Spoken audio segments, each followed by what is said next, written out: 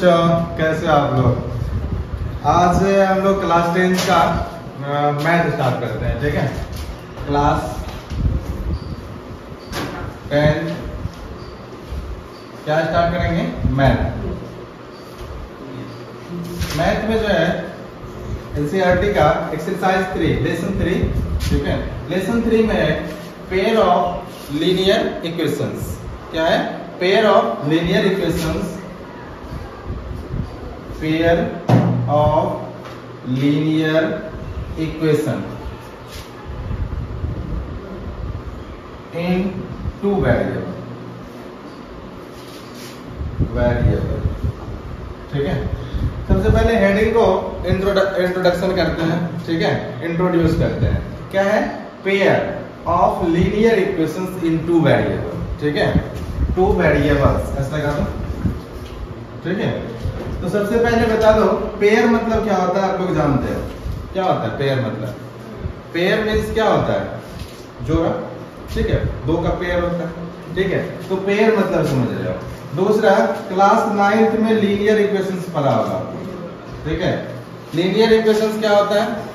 या पॉलिनोमियल में भी लीनियर पॉलिनोमियल पढ़े थे। क्या होता है लीनियर पॉलिनोमियल? लीनियर पॉलिनोमियल क्या होता था?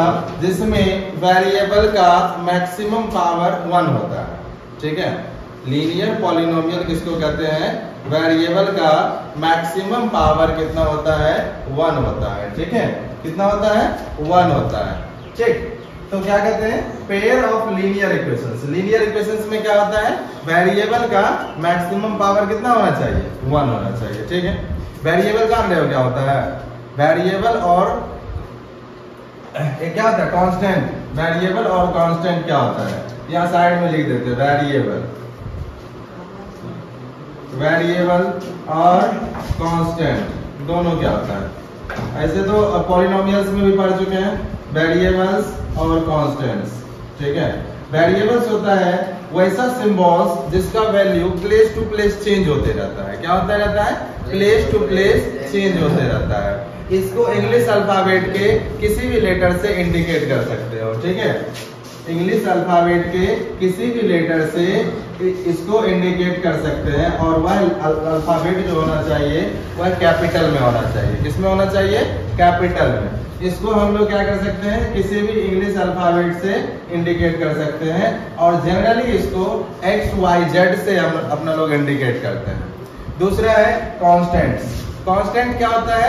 जिसका वैल्यू क्या होता है? फिक्स होता है। हर एक प्लेस पे, हर जगह पे इसका वैल्यू क्या होता है? फिक्स होता है। चाहे कहीं ले जाओ इसको उठा के, वह वैल्यू कभी चेंज नहीं होने वाला है। उस तरह का जो सिंबल होता है उसको अपना लोग क्या बोलते हैं? कांस्टेंट बोलते हैं। ठीक है, तो कांस्टेंट क्या होता है? जिसका वैल्यू क्या होता है? फिक्स होता है। इसका वैल्यू, वेरिएबल का वैल्यू क्या होते रहता है? चेंज होते रहता है। कहाँ? Place to place. Place to place. ठीक है, चेंज होते रहता है प्लेस टू प्लेस। इसका वैल्यू क्या होता है? फिक्स्ड होता है। एट एनी प्लेस, किसी भी प्लेस पे। एट एनी प्लेस, किसी भी प्लेस पे इसका वैल्यू क्या होता है? फिक्स होता है। किसका? कांस्टेंट का। इसको जनरली हम लोग एग्जांपल लेंगे तो बहुत सारा, जितना भी न्यूमरल्स है, ठीक है, यानी जितना भी नंबर्स है वह सब क्या है? कांस्टेंट है। लेकिन जनरली इसको इंडिकेट करते हैं इंग्लिश अल्फाबेट के स्मॉल लेटर ए, बी और सी से। ज्यादातर यही देखने के लिए मिलेगा। ठीक है, बाकी तो इंग्लिश अल्फाबेट के स्मॉल लेटर से किसी से भी डिनोट कर सकते हैं, लेकिन ज्यादातर आपको कांस्टेंट में ABC देखने को मिलेगा और वेरिएबल में एक्स वाई जेड देखने को मिलेगा। ठीक है, यहाँ तक कोई दिक्कत? चलो, अब आ जाओ यहाँ पे लीनियर इक्वेशंस। लीनियर इक्वेशंस में क्या होता है? जिसके वेरिएबल का मैक्सिमम पावर कितना होना चाहिए? 1 होना चाहिए। कहा लीनियर है ना, 2 में क्वाड्रेटिक हो जाता है, 3 में क्यूबिक हो जाता है। पॉलिनोमियल किसे बताए थे? ठीक है, 1 रहेगा तब लीनियर हो जाएगा। ठीक है, इसमें क्या हो जाएगा? वेरिएबल का maximum power of the variable, maximum power of the variable is equal to कितना होना चाहिए? 1 होना चाहिए। या इसी को क्या कहते हैं? डिग्री कितना होना चाहिए? 1 होना चाहिए। ठीक है, जो इक्वेशंस का डिग्री क्या है 1 है उसको क्या बोलेंगे लीनियर इक्वेशंस बोलेंगे। तो पहले क्या था पेयर ऑफ लीनियर इक्वेशंस, दो चीज हो गया। अब यहाँ टू वेरिएबल यानी लीनियर इक्वेशंस होना चाहिए लेकिन उसमें वेरिएबल कितना होना चाहिए 2 होना चाहिए। कितना वेरिएबल होना चाहिए 2, यानी एक वेरिएबल अगर x लेते हैं तो दूसरा y भी उसमें होना चाहिए एक ही इक्वेशन में, या एक yz होना xz होना चाहिए। कोई भी दो वेरिएबल ले लो, yz ले लो, ठीक है, zx भी हो गया। कोई भी दो वेरिएबल लेके हम क्या कर सकते हैं लीनियर इक्वेशन से टू वेरिएबल बना सकते हैं। तो इसका जनरल फॉर्मूला क्या हो जाएगा लीनियर इक्वेशंस का, चलो देखते हैं क्या हो जाएगा लीनियर इक्वेशंस। पहले इसको पेयर को छोड़ देते हैं, यहां से देखते हैं लीनियर इक्वेशन से टू वेरिएबल का जनरल फॉर्मूला। तो लिख लेते हैं general formula of linear equation in two variable. इसका जनरल फॉर्मूला क्या हो जाएगा, सिंपल देखो कितना वेरिएबल्स है, दो वेरिएबल्स चाहिए तो दोनों में क्या लगा देंगे एक एक कांस्टेंट लगा देंगे। एक वेरिएबल x लिए, दूसरा वेरिएबल y लिए, b लगा दो यहाँ पे कांस्टेंट by, और तीसरा कुछ कांस्टेंट ले लिए इक्वल टू 0। ये हो गया लीनियर इक्वेशंस इन वन वेरिएबल, लीनियर इक्वेशंस इन two variable, sorry linear equations इन टू वेरिएबल। दो वेरिएबल है ना, एक वेरिएबल देखो यहाँ x है, दूसरा वेरिएबल क्या है y है, ठीक है, दो वेरिएबल्स है, ठीक है। तब इसको क्या बोलेंगे लीनियर इक्वेशंस इन टू वेरिएबल, क्योंकि वेरिएबल्स कितना है 2 है। कंडीशंस क्या है इसके लिए a and b does not equal to 0। 0 नहीं होना चाहिए a और b कभी भी। अगर 0 हो गया तब टू वेरिएबल रहेगा ही नहीं, अगर एक भी 0 हो गया और दोनों हो गया तब तो पॉलिनोमियल ही नहीं होगा, कांस्टेंट पॉलिनोमियल में चला जाएगा, ठीक है। मतलब इक्वेशन में क्या जाएगा सिर्फ कांस्टेंट नंबर, ठीक है, इक्वेशन बनेगा ही नहीं, ठीक है। तो यहाँ a और b क्या होना चाहिए 0 के बराबर नहीं होना चाहिए, ठीक है। बाकी कोई भी नंबर हो सकता है, उससे कोई फर्क नहीं पड़ता है। क्लियर है, यहाँ तक समझ में आ गया, यहाँ तक समझ में आ गया सबको, कोई दिक्कत किसी को। तो क्या बोले अब अगर पेयर की बात करेंगे, इसी में पेयर लगा देंगे, जोड़ा लगा देंगे। अब सेम टाइप का दो इक्वेशन होना चाहिए। पेयर का मतलब क्या है सेम टाइप्स का दो इक्वेशंस, ठीक है। तो पेयर ऑफ लीनियर इक्वेशंस का क्या हो जाएगा, इसी में अगर पेयर ऐड करेंगे तो क्या हो जाएगा इसका जनरल फॉर्मूला। अब देखो सेम चीज ऐसे देखो यहां से लिखते हैं ax plus by plus c equal to 0। अब सेम चीज लिख देंगे ax plus by plus c equal to 0। अब देखो अगर पेयर की बात करेंगे और दोनों चीज क्या लिख दिए सेम लिख दिए, पेयर की बात करते हैं और दोनों चीज सेम लिख दिए, कंफ्यूजन हो जाएगा। तो दोनों में क्या करते हैं ये कांस्टेंट को चेंज कर देते हैं, 1 1 1 लगा देंगे, इसमें 2 2 और 2 लगा देंगे, ठीक है। ये हो गया, इसको क्या रेट करेंगे a1x plus b1y plus c1 equal to 0। दूसरा a2x plus b2y plus c2 equal to 0। ये हो गया पेयर ऑफ लीनियर इक्वेशंस का जनरल फॉर्मूला, ठीक है। किसका general formula of pair of linear equations in two variable का जनरल फॉर्मूला यहाँ पे हो गया। यहाँ लिख देते हैं ये क्या हो गया pair, general formula of pair of linear equation in two variable. चलो राइट डाउन करो, यहां तक हो गया। इसके बाद इसका कुछ एग्जांपल्स ले लेते हैं फिर आगे बढ़ते हैं, ठीक है। पहले linear equation in one variable का कुछ एग्जांपल लेते हैं। वन वेरिएबल का एग्जांपल यही लिख देते हैं। इसका एग्जांपल क्या हो जाएगा, जैसे x plus y equal to 0। ये भी क्या है linear equation in one variable, ठीक है। टू वेरिएबल, क्योंकि वेरिएबल कितना है इसमें 2 है, इसलिए इसको क्या बोलेंगे टू वेरिएबल बोलेंगे। तो अगर मान लो इसको कंपेयर करो इस जनरल फॉर्मूला से, तो बताओ a कितना है इसमें 1, a 1 है, b कितना है 0, b भी 1 है, c कितना है 0, c 0 है, ठीक है। तो यहाँ देखो यहाँ पे कुछ नहीं है तो 1 है, यहाँ भी कुछ नहीं है तो 1 है, यहाँ पे प्लस चिन्ह होता है, प्लस कुछ नहीं है तो 0 लिख सकते हो, ठीक है। यानी A1 B1 और C इक्वल टू 0, ठीक है, लिखा नहीं जाता है ये। चलो इक्वेशन हो गया पहला। इसी में दूसरा एक और एग्जांपल ले लेते हैं, ठीक है, लिख लेना साथ में।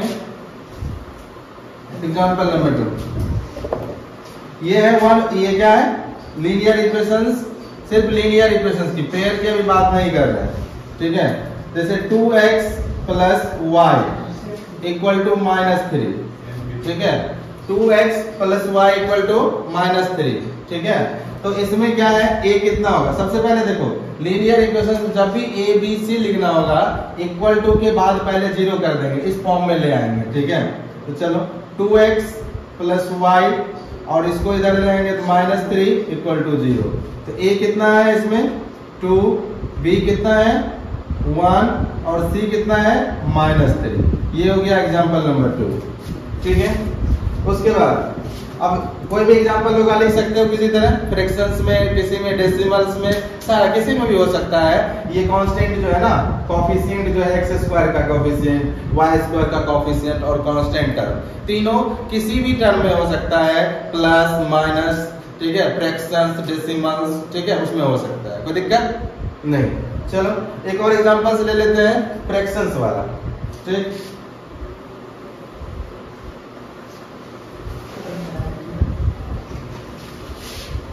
एग्जांपल ले लेते हैं फ्रैक्शन वाला। जैसे यहाँ पे 2/3 x plus 5/4 y plus 7/3 equal to 0। यहाँ पे अगर a की बात करें तो कितना है 2/3, एक बीच में माइनस भी लगा लो, ठीक है। b कितना है -5/4 और c कितना है 7/3, ठीक है। चलो एक डेसिमल वाला एग्जांपल ले लेते हैं। यहाँ पे 0.2x plus 0.4y equal to 0.5। तो बता दो a कितना है, बताओ इधर कितना है 0.2, 2.0 नहीं। b कितना है -0.4, c कितना है -0.5। चलो अब सीख दिया लगता है। अब चलो पेयर का लेते हैं एग्जांपल, इसको लिख लो जल्दी से। अब क्या करते हैं, फिर से हेडिंग दे दो यहाँ पे, एग्जांपल्स ऑफ, यहाँ पे examples of linear equations in 2 variable का एग्जांपल्स, हेडिंग दे देना, उसके बाद ये लिख लेना, ठीक है। फिर हेडिंग दे देना examples of linear equations, examples of, इसके बाद दूसरा हेडिंग पड़ जाएगा। अब हम लोग क्या किए, लीनियर इक्वेशंस का एग्जांपल देख लिए, अब हम लोग पेयर का देखेंगे, पेयर ऑफ लीनियर इक्वेशंस का। तो हेडिंग दे देंगे पेयर ऑफ लीनियर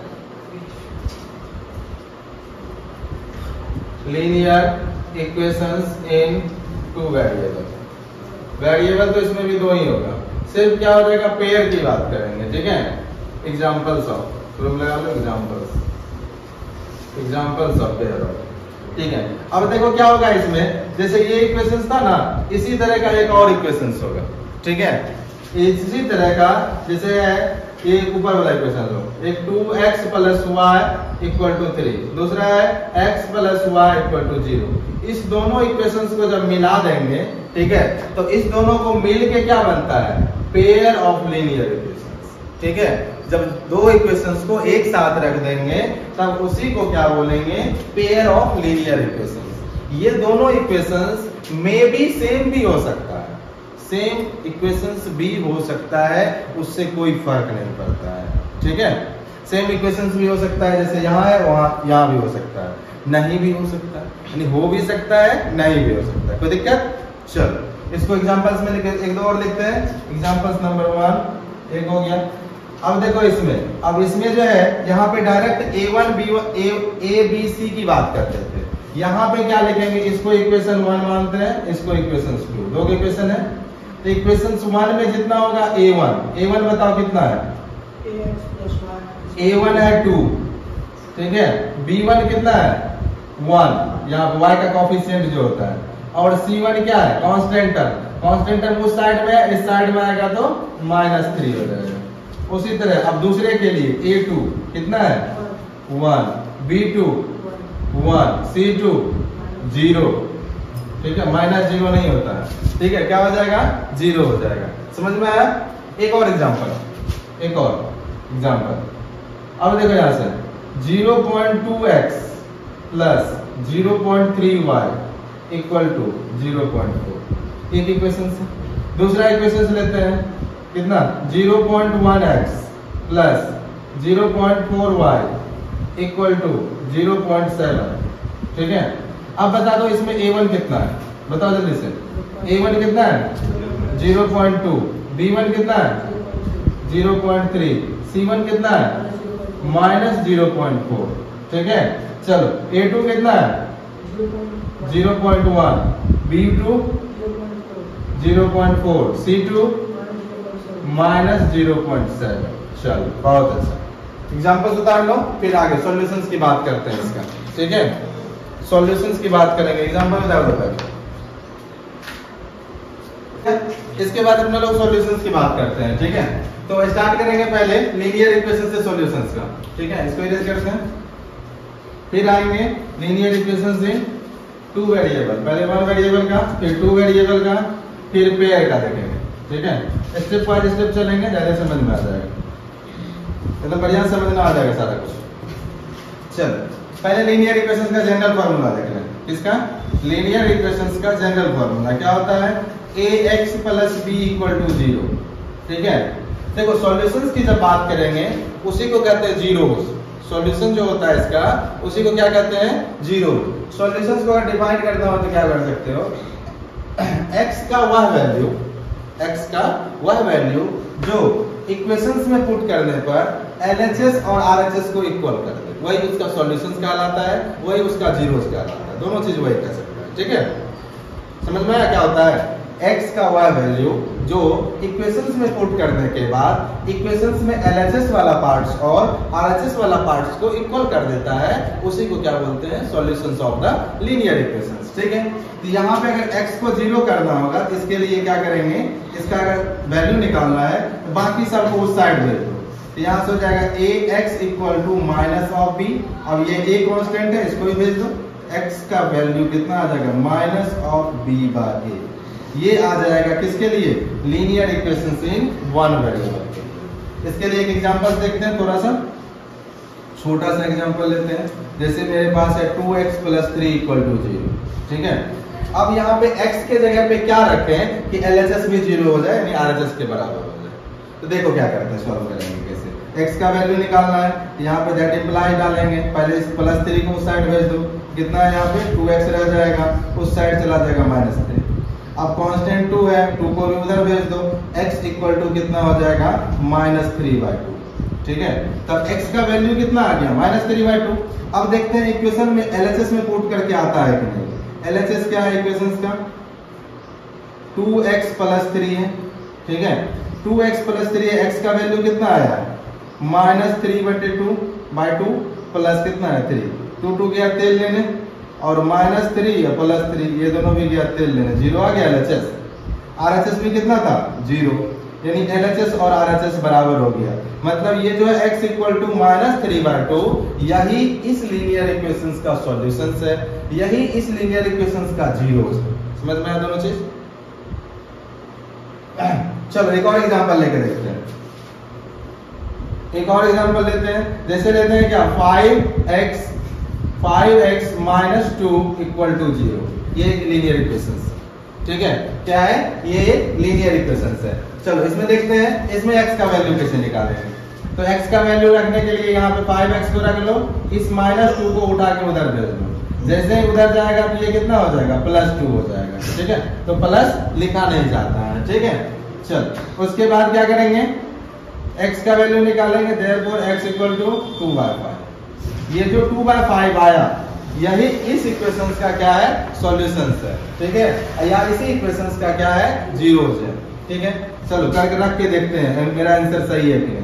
LHS क्या है 5x - 2 यानी कितना 5 इंटू एक्स की जगह पर रख देंगे 2/5 माइनस 2, ये 5 गया तेल लेने, कितना बचा 2 - 2 कितना 0, अभी तक तेल लेके आया नहीं।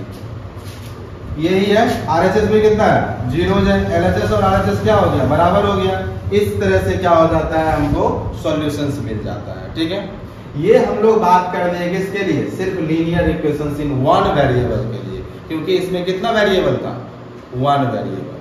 सर हम लोग को तो 2 वेरिएबल पढ़ना है, आप 1 वेरिएबल का क्यों बता रहे हैं। ठीक है, तो अब पढ़ते हैं अपना लोग 2 वेरिएबल वाला का। देखो यहाँ से 2 वेरिएबल वाला का, 2 वेरिएबल वाला का जो है ना इस मेथड से निकाल ही नहीं सकते। ठीक है, 2 वेरिएबल वाला का इस मेथड से हम लोग निकाल ही नहीं सकते हैं। उसमें क्या करना पड़ेगा आपको, जैसे मेरे पास 2 वेरिएबल का एक ये जनरल फॉर्मूला है ax + by + c = 0। ठीक है, अब इसमें क्या होगा, एक को आपको इंडिपेंडेंट मानना पड़ेगा और दूसरा उसी पे डिपेंडेंट होगा। ठीक है, क्या करना पड़ेगा, किसी एक को इंडिपेंडेंट मानना पड़ेगा और दूसरा उसी पे क्या होगा डिपेंडेंट होगा। चलो, या तो आप x को इंडिपेंडेंट मान सकते हो या तो आप y को इंडिपेंडेंट मान सकते हो। अगर x को इंडिपेंडेंट मानते हो तो y का जो वैल्यू आएगा वह उसी पे डिपेंडेंट आएगा, डिपेंडेंट होगा। ठीक है, y क्या हो जाएगा डिपेंडेंट होगा। चलो, इंडिपेंडेंट और डिपेंडेंट दिखाने के लिए हम एक इक्वेशन लेते हैं। ठीक है, और उससे समझते हैं कैसे इसको सॉल्व करेंगे। चलो, एक इक्वेशन है अपने पास 2x + y = 3, ये इक्वेशन। ठीक है, ये क्या है लीनियर इक्वेशंस इन 2 वेरिएबल का। लीनियर इक्वेशंस कैसे पता चला, x पे पावर 1 है, y पे पावर 1 है। ठीक है, चलो उसके बाद इसको क्या करेंगे सॉल्व करेंगे। किसको इंडिपेंडेंट माना बता दें, किसको इंडिपेंडेंट माना, y को x को इंडिपेंडेंट माना है। जिसको भी x से कोई इंडिपेंडेंट मानते, चलो जिसको इंडिपेंडेंट मानना है उसको उठा के उस साइड लेके चलते, इसको उठा के उधर लेके चलते, तो y = कितना हो जाएगा 3 - 2x हो जाएगा। y = क्या हो जाएगा 3 - 2x हो गया। किसको इंडिपेंडेंट माने हैं x को, y ये क्या है इंडिपेंडेंट और y क्या है डिपेंडेंट।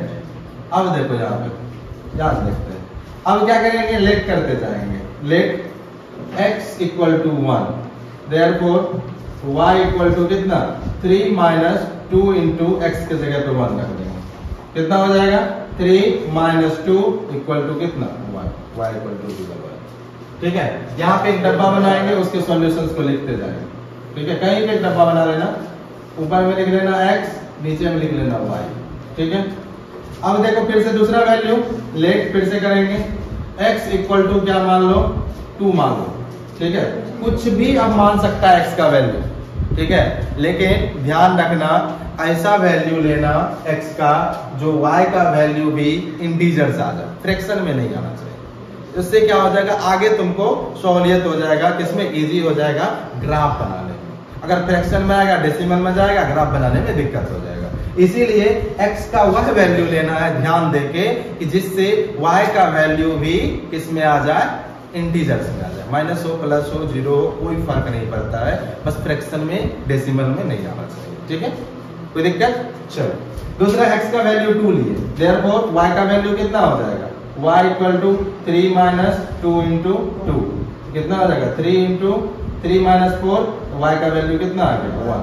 अब देखो यहाँ पे लिखेंगे x का वैल्यू कितना माने थे 1, y का वैल्यू 1 आ गया, x का वैल्यू कितना माने 2, y का वैल्यू कितना आ गया -1।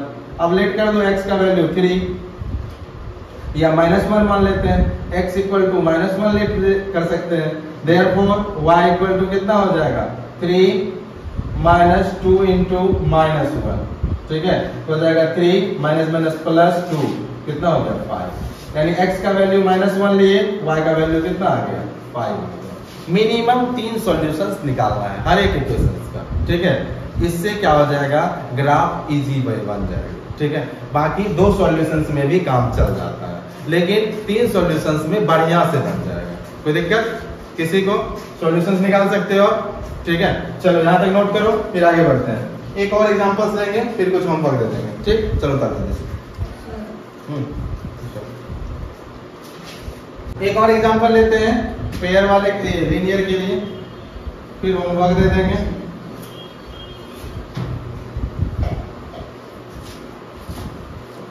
चलो अपने पास कोई सा एग्जांपल ले लो, कोई दिक्कत नहीं है। ठीक है, x + 3y = 6 लेते हैं। x + 3y = 6, ये अपने पास इक्वेशन है। ठीक है, अब इसमें क्या करेंगे, इसको क्या करेंगे, सॉल्व करेंगे जैसे उसको सॉल्व किया था। अब इसमें आप बता दो, इसको इंडिपेंडेंट माने कि इसको डिपेंडेंट माने? x डिपेंडेंट, हाँ क्या x को डिपेंडेंट मान लीजिए, हाँ, तो y को इंडिपेंडेंट। x को क्या करें, डिपेंडेंट मान लें, y को इंडिपेंडेंट। जिसको इंडिपेंडेंट मानना है उसको उस साइड ले जाओ। x = कितना हो जाएगा, 6 - 3y। ठीक है, क्या हो जाएगा, 6 - 3y। चल अब बन गया ये इक्वेशन। अब क्या करना है, y को इंडिपेंडेंट माने हैं तो y का वैल्यू लेट करते जाएंगे। लेट y = 1, देयरफॉर x = कितना, 6 - 3 × 1, यानी कितना हो जाएगा, 6 - 3 यानी 3। दूसरा वैल्यू मानेंगे x, let y = 2, therefore x = 6 × 3 × 2, कितना हो जाएगा, 6 - 6 = 0। तीसरा वैल्यू लो, लेट y = -1 मान लो, देयरफॉर x = कितना, 6 × 6 - 3 × -1, तो माइनस क्या हो जाएगा, +3 हो जाएगा। x = कितना आ गया, 9 आ गया। 3 वैल्यू आ गया। अब इसका डब्बा बना लो, यहां से क्या हो जाएगा, x by y। पहले x का वैल्यू, y का वैल्यू कितना माने थे, 1, x का वैल्यू कितना आया, 3, y का वैल्यू 1 माने, x का वैल्यू कितना आ गया, 3, फिर y का वैल्यू कितना माने, 2, x का वैल्यू कितना आ गया, 0, फिर y का वैल्यू कितना माने, -1, x का वैल्यू कितना आ गया, 9। ठीक है, अब हो गया, ये डब्बा बन गया। अब इसी तरह बना सकते हो, कोई भी इक्वेशंस रहेगा, 5 को दे देते हैं, होमवर्क में बना देना। ठीक है, 5 दे देते हैं। कल तक इसका ग्राफ कॉपी लेके आना, इसका ग्राफ सिखा देंगे। ठीक है, हम तो बोर्ड पे ऐसे ही बना देंगे, आप लोग के पास ग्राफ रहेगा तो उसमें प्रैक्टिस कीजिएगा, ज्यादा बढ़िया से हो जाएगा। ठीक है, चलो क्वेश्चन दे देते हैं, 2x + 5y = 3, x - 2y = 5, 1 हो गया, ये HW है। दूसरा, तीसरा, 4x - y = 7, चौथा, 2x - 3y = 4, पांचवा, x - y = 1। पांचवा हो गया। इसी पांचों को क्या करना है, इसी तरह से सॉल्व करके आ जाना है। और इसके बाद अपना लोग कल क्या करेंगे, सिंगल वाले के लिए पहले ग्राफ पढ़ेंगे, फिर पेयर ऑफ लीनियर इक्वेशंस का सॉल्यूशंस पढ़ेंगे। ठीक है, उसके लिए फिर सॉल्यूशंस दूसरा टाइप से हो जाता है। ठीक है, उसका सॉल्यूशंस 2 तरह से होता है पेयर ऑफ लीनियर इक्वेशंस का, एक ग्राफिकल मेथड से होता है, दूसरा अलजेब्रिक मेथड से होता है। ग्राफिकल मेथड से सिंगल ही हो जाता है, अलजेब्रिक मेथड में भी टाइप होता है। तो वो सब नेक्स्ट डे पढ़ते हैं। ठीक है, मिलते हैं next day. Best of luck.